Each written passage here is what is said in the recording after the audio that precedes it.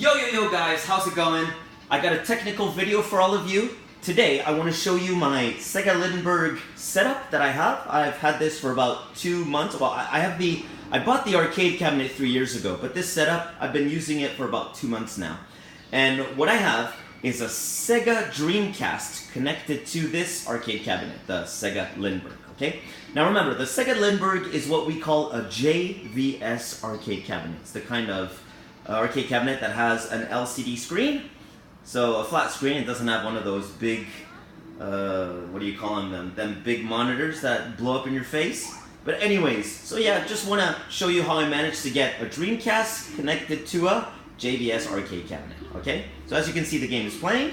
I've got Street Fighter 3 W Impact, which has the first Street Fighter 3 and the second one, which is like New Generation and, what is it, Giant Attack or something like that, alright? So what I'm going to do is, I'm going to move the camera around so it's going to get a little shaky. So you can see the game is playing right there. And now we're going to fly around here.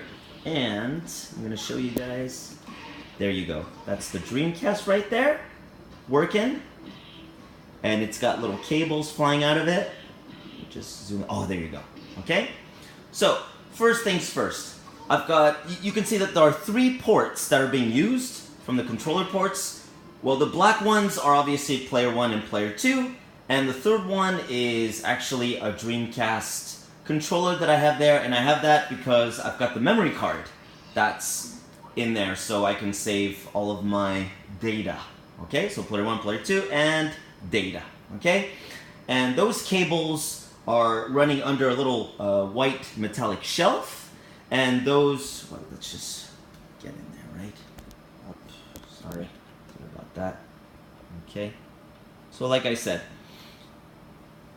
all of those cables are running under the shelf, and they go behind the cabinet and into there's like a hole in the back of the cabinet, and it just plugs in, okay? Now, I'll get into the details of how I managed to connect the controllers later. One of the main points that I want to talk about is this thing here. Can you see it? It's called the Hanzo. And yeah, it's a little PCB that I bought. I don't remember what country. I don't think it's Germany, but anyways, you can look it up if you want. Let's just back up there. It's a little PCB that just enables you to connect the Dreamcast to a flat screen TV, and it works really, really well. It's by far the best adapter, let's call it an adapter. There are different adapters on the market, and this one cost me about 50 bucks. It took about 6 weeks for it to arrive, and it works very, very well. The quality of the picture on a flat screen is really, really good. Okay? So you know what, guys? I'm gonna take this camera off the tripod. It's just flying there. There you go. Now we're in. Okay? There you go. So, from the Dreamcast, you got all the visual stuff coming out from this cable going through this little PCB. And then the output is VGA, and you just put that behind there and you run it into the arcade cabinet. Okay? So this arcade cabinet has VGA input also. And then you also have the sound, which is stereo, and that just runs behind, and you connect it to the speakers that are inside the cabinet. Okay? Now, this isn't a review of the Hanzo. But what's cool about this is that you've got different little options. I'm not going to talk about it. There are better videos reviewing the Hanzo. Let's just say that my favorite function is it's like one of these little buttons that switches actually that you slide around, and you can actually add scan lines. Okay, so let's just look at the screen for a second. You can clearly see that there are no scan lines, but when you put the option on, that's the wrong one. There you go. There you go, you can see you got them scan lines in, right? And let's turn that off. You can see the difference, and scan lines off. Okay, so let's put them back up, because I love scan lines. Now the picture is a little dark when you add the scan lines, but that's just normal. The only problem with this is that there are 2 different kinds of scan lines that you can switch. You can go for really thick ones, or these are like the thinner ones. It's okay. It's I still find it kind of dark.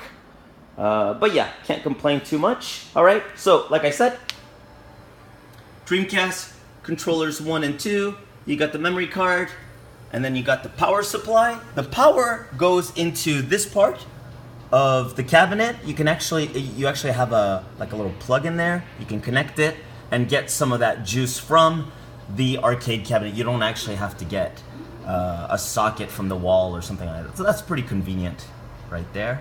Can you see? Okay, so very simple.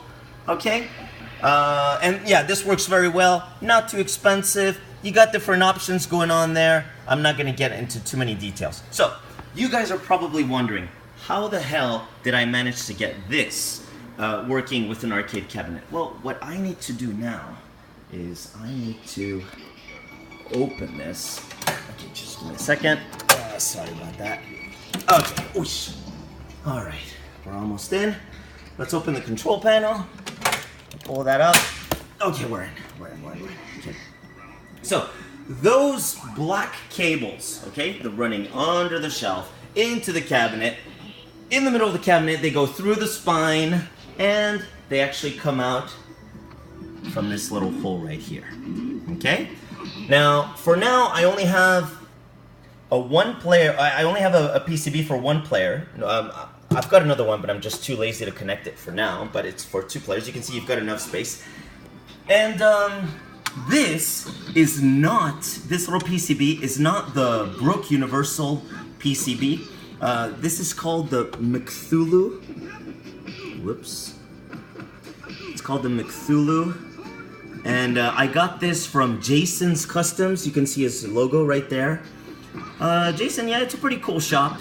Back in the day, it had a lot of stuff, and then now he's kind of like focusing on making like these steel arcade, what do you call them? Like some joysticks or something like that. It's all right, but sometimes he's got really interesting stuff like this. Now, this is very similar to the Brook Universal PCB, but the difference is that this one actually works with Dreamcast. The Brook does not work with Dreamcast. This also works with the PS3, and yeah, anyway, just check out the website. So yeah, that goes plugged in, right? That goes in there, it plugs in. And I got this cable from Focus Attack, okay? You can also check that out. Look at that. It's pretty cool. Yeah, so you run that through the arcade cabinet, and let's just close this. Sorry, doing this with one hand is an absolute nightmare. Just a second. Here we go. So that was the original idea why I wanted to use a tripod, but whatever. And just to show you that it works, that's not BS. Whoa. Okay, here we go. Look at that. Start, and just to show you a quick demonstration. There you go. Left and right, left and right. So it does work. It works very, very well. So there you go.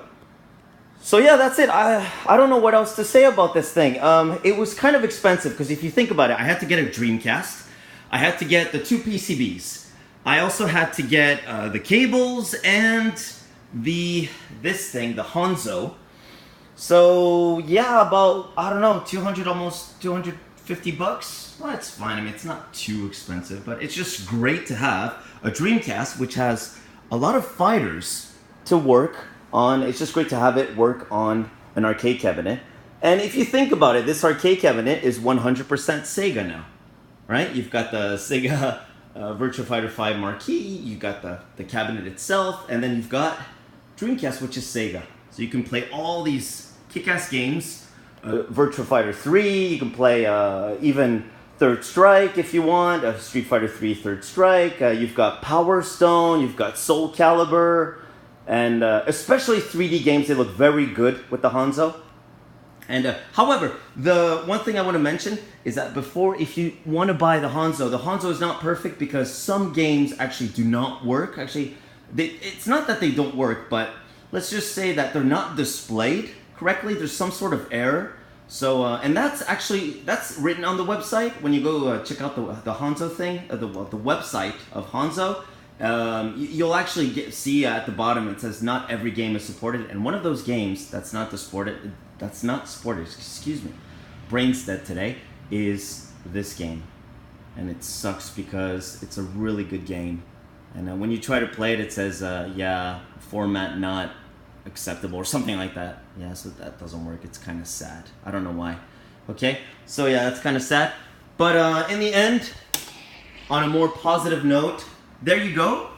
That's a 100% Sega arcade cabinet with great games, great fighters. And yeah, there you go. It's a small evolution. I used to play my PlayStation 3 and PlayStation 4 on this, but then when I got this beast, yeah, I moved those over there because, you know, this is 1080p capable. This cabinet is not 1080p capable.